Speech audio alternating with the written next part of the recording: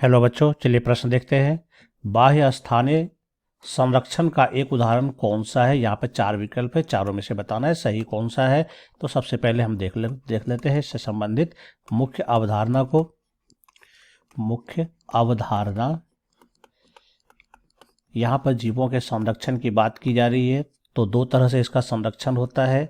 एक होता है बाह्य स्थानीय संरक्षण और एक होता है अंतःस्थानीय संरक्षण, यानी कि ये एक्स2 कहलाता है।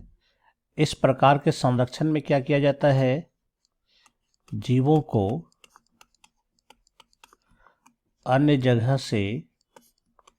जगह जहाँ पर कि इसके लिए कोई खतरा हो, अन्य जगह से एक विशेष संरक्षित क्षेत्र में लाया जाता है जहां उसका वैज्ञानिक तरीके से संरक्षण किया जाएगा या फिर उसका वृद्धि कराया जाएगा या फिर उसकी संख्या को बढ़ाया जाता है या फिर उसका अध्ययन किया जाता है। इस प्रकार के जो क्षेत्र हो सकते हैं, उदाहरण स्वरूप हो सकते हैं जैसे कि चिड़ियाघर हम लोग देखते हैं, जैसे कि हो सकता है बीज बैंक हो सकता है। इस तरह का जो जगह होगा वो कहलाता है बाह्य स्थान संरक्षण, यानी कि किसी अन्य जगह से लाया जाता है। यहाँ पर अगर हम विकल्प को देखें, 4 विकल्प हमारे पास है। पहला विकल्प कहता है राष्ट्रीय उद्यान। तो राष्ट्रीय उद्यान बाह्य स्थानीय संरक्षण नहीं है। इसमें जो है जीव अपने ही जगह पर, यानी कि जीवों को, जो प्राणी होते हैं वहाँ पर जीवों को अपने ही स्थान पर संरक्षित किया जाता है, यानी उसको सुरक्षा प्रदान की जाती है। मानवीय शिकार पर रोक होती है,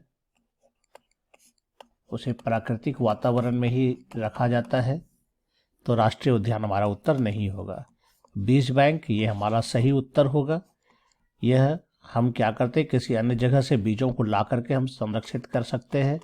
इसके लिए एक तकनीक आती है क्रायो प्रिजर्वेशन की,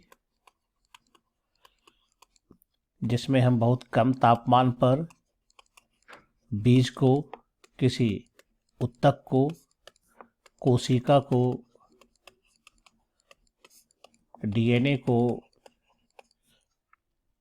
या फिर कह सकते हैं हम परागकण को, यह सब का हम संरक्षण करते हैं और समय विशेष पर हम इससे पौधों का उत्पादन कर सकते हैं।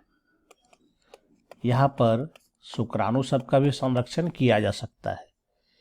तीसरा है वन्य प्राणी अभयारण्य। तो यहाँ पर भी ये जीवों का प्राकृतिक आवास होता है और इस आवास में मानव के जाने पर रोक होता है।